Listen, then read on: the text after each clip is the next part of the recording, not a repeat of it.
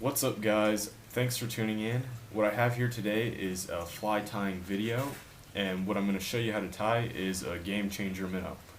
So I've been using this fly recently for bass and stuff, and I've had good success, so I figured it'd be a good opportunity to show other anglers how to tie it.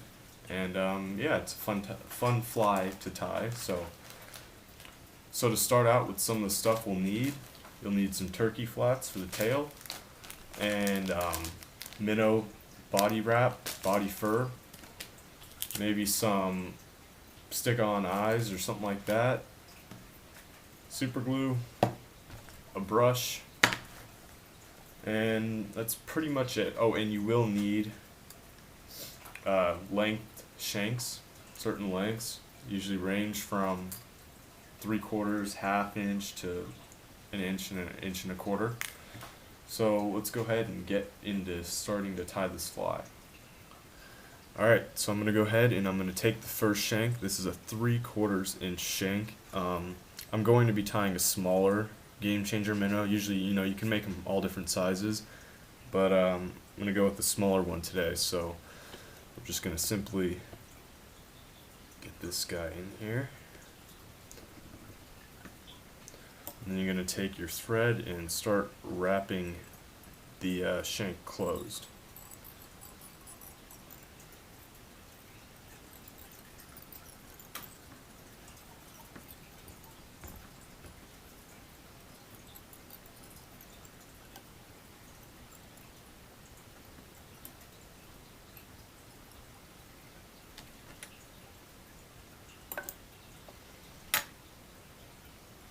You can go ahead and close the other side as well, because you won't need that open. Okay, so to start, we're going to grab some of our turkey flats, and we're just going to cut out a nice wedge for a tail. And you're going to go ahead and tie that in. Good spot.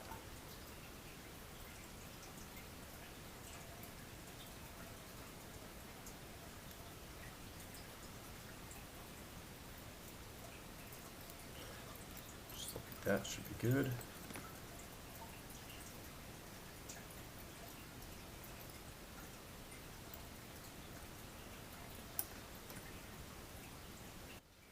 So now that you got the tail in, you're going to go ahead and grab some of your body fur. And it comes in this nice convenient strand. It's all stranded together. Really easy to work with. So we're going to go ahead and prep the front. Just cut off a little section. We're going to go ahead and lay that down and get that nice and tied down.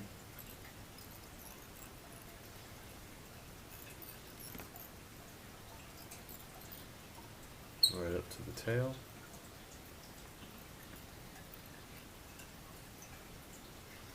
And we can go ahead and start wrapping. Just going to take it, keep all the material going to the back side, and just start wrapping. You're going to want to wrap right over the next wrap. So I got this wrap done, and then you go straight over the next wrap, just keeping all the material facing the back side. One more, and I'm just going to go ahead and repeat that process until I get to the front of the shank.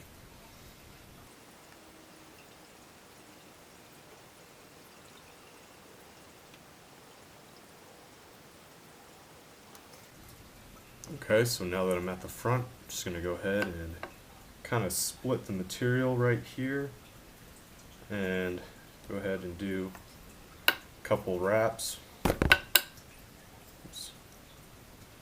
Just like that. And you want to pull this stuff tight around the shank because you don't want it slipping off. Go ahead and cut it. And then you can go ahead and pull those couple pieces back and wrap over it.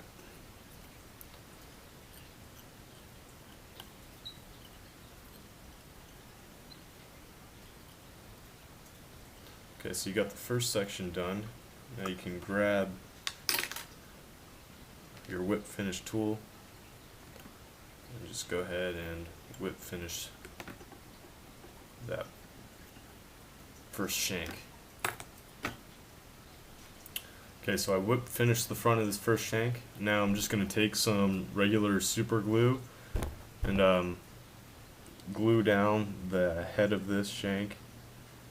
You can use head cement, but since there's a lot of tension underneath all these all that thread's holding down a lot of material, super glue is just a little bit stronger, and it'll keep it from coming undone.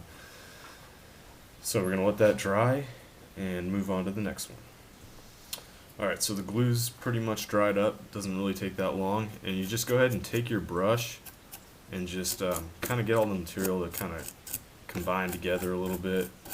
You can brush it section at a time or all at the end. It's really just up to you. It's not that big of a deal. Okay, so now you're going to go ahead and take your next shank and just thread it through the eyelet of the first one. So once you get that through, you just go ahead and clamp down the back of the next shank.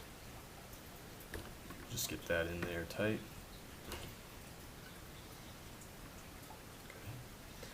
And then you go ahead and do the same procedure. Now you just got a shank hanging off the back. So you're going to start, get some thread wrapped around there.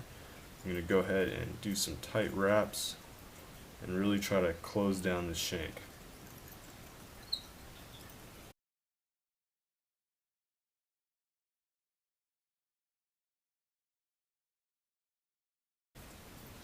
Okay, so shank's all wrapped up. Grab your body fur again. Just prep the front, just like last time. It's the same procedure.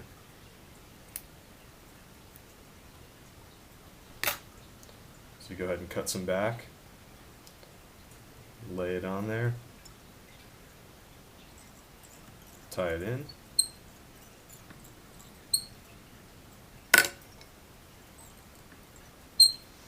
and go ahead and same exact thing. Keep all the material going one way towards the back and just do these tight wraps.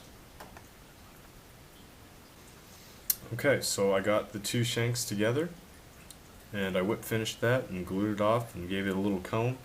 So now we're at the final part. Since I'm doing a smaller fly, I've only got two shanks plus a hook.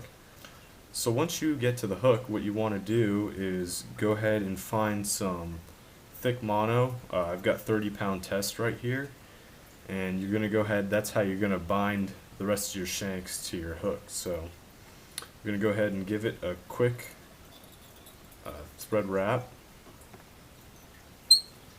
Get your 30-pound mono and start cinching it down with some nice tight wraps. Try to keep the fishing line, the mono, on top. Okay, so now that the first part of the mono is tied in, you're going to go ahead and grab your shanks, your big poof ball of shanks, and just thread it onto that mono.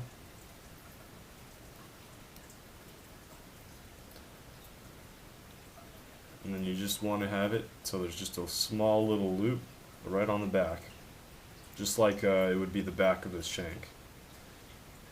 So I'm going to go ahead and give it a couple tie downs. And what you can do is then you could go ahead and pull that loop to the right length. That looks like it'd be about good right there. So once you got it set, I'm just going to go ahead and get some of that off. Go ahead and really wrap it down good. Okay, so just to make sure that this mono is really down and it's not going to come undone when a fish hits this or anything, just going to want to fold it back over. Let's get these back out of the way. So you're going to want to fold that over again and then wrap it down one more time. Just like that. That's really going to make sure that this will not want to come undone.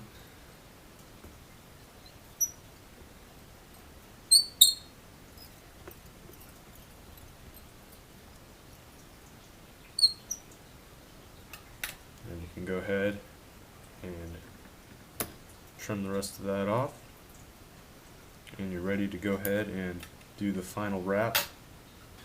Okay, so I have tied off the rest of the hook and I glued it and gave it a quick comb. And so now you can see what we have here is kind of this just jointed big old fur ball. So what we're going to want to do now is give it a haircut and just shape it up the way we want it. So we'll go ahead and stick that back on the vise. Okay, so now that I've got it on the vise, I'm going to go ahead and start cutting away. Longer scissors helps to kind of get a better sweeping cut, but if you don't have them, the regular fly tying scissors will work. So just go ahead and start from the front and kind of give it a fish shape. It's pretty simple.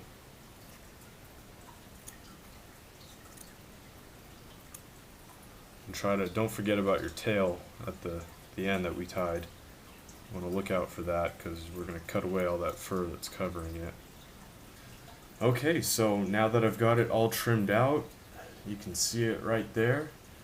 And now you basically just have a blank canvas. You go ahead and get some permanent markers and draw whatever pattern you want on it.